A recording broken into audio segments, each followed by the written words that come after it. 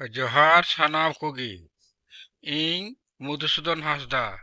इᱧᱟᱹᱜ YouTube channel एभेन आड़ांग रे आपे जतो हड़ सगुन दाराम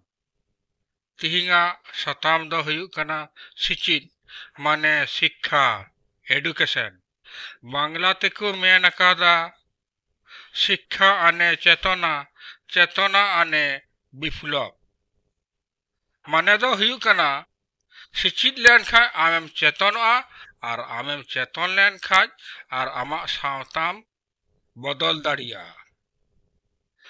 तिहिङ आबो स्वाधीन नता 76 बछर पारम केते हो आबुआ सांताल समाज अड्डी लिचड़ नाचार निधन रे मिना आबू नियना कारण दो हुयुग कना एकमात्र आबू शिक्षा रेना अभाव खातिर आबू जे दिन जहां जाति को शिक्षा उनी जाति दो लहा गया आबू जे दिन शिक्षा तेबुन लहा एन हिला आबुआ समाज लहा ताबुना पंडित गुरु गंके मेन कदा ओलो पढ़ा डहार कना हड़ हपना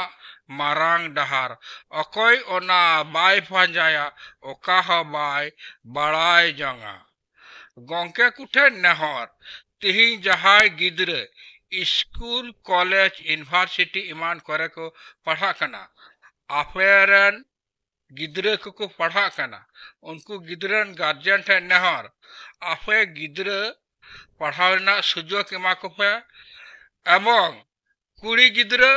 आतरारे आलुपे जावाय कोवा भागी ओड़ा नेलते